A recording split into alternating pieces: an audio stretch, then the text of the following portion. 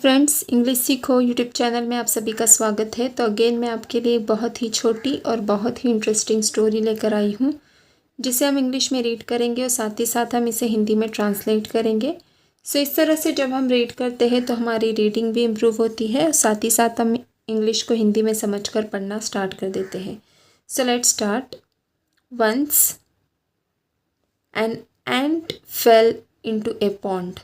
Once एक बार, an ant एक चूंटी, फेल इंटू ए पॉन्ड एक ए पॉन्ड यानी एक तालाब, फेल यानी गिरना।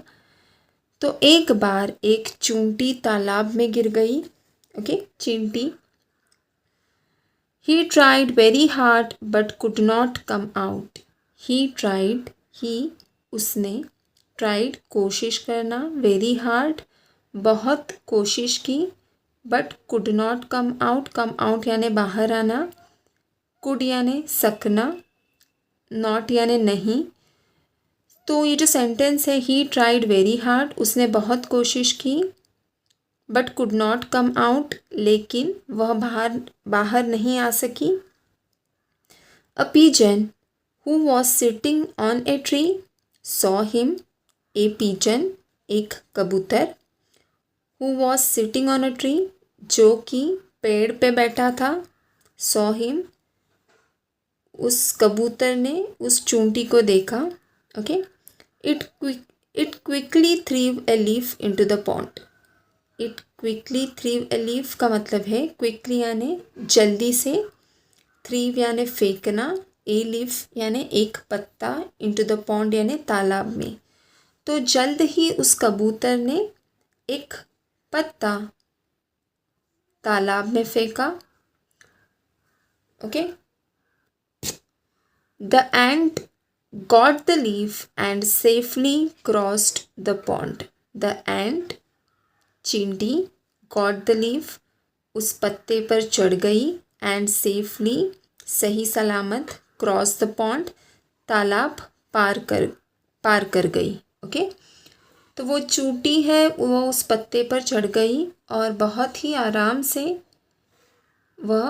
उसने वो तालाब पार कर दिया, cross the pond. Okay, the ant was very grateful to the pigeon and thanked him.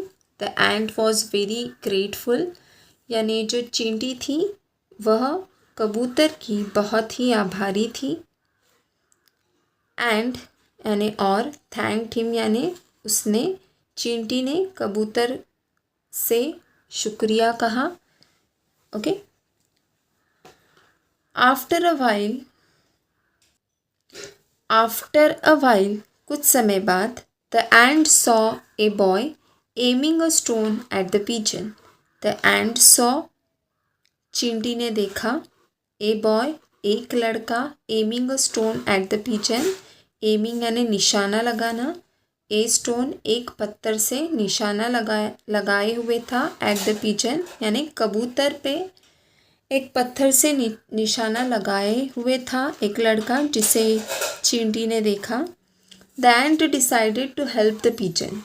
तो जो चींटी थी उसने तय किया कि वह कबूतर की मदद करेगी। The ant decided to help the pigeon, so he went and stung the boy who screamed in pain. Okay, so इसलिए ही वेंट चींटी गई, ही का मतलब है यहाँ पे चींटी।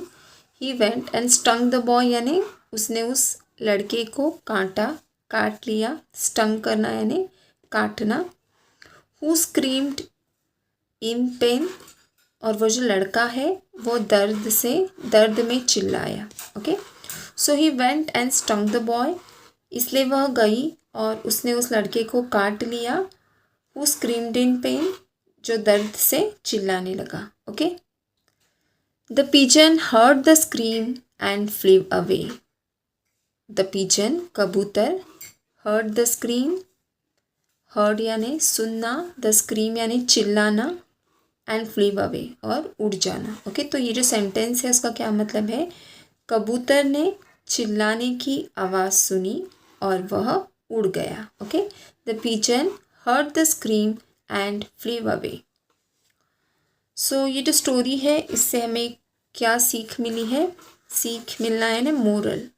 अ friend in need is a friend in deed. A friend in need, need यानी ज़रूरत में, फ्रेंड दोस्त। तो एक दोस्त जो आपको आपकी ज़रूरत में काम आता है वही आपका सच्चा दोस्त होता है। ओके, सो आई होप आज की जो स्टोरी है वो आपको अच्छी लगी है। अगर स्टोरी अच्छी लगी है तो do like share and subscribe to our channel. Thank you.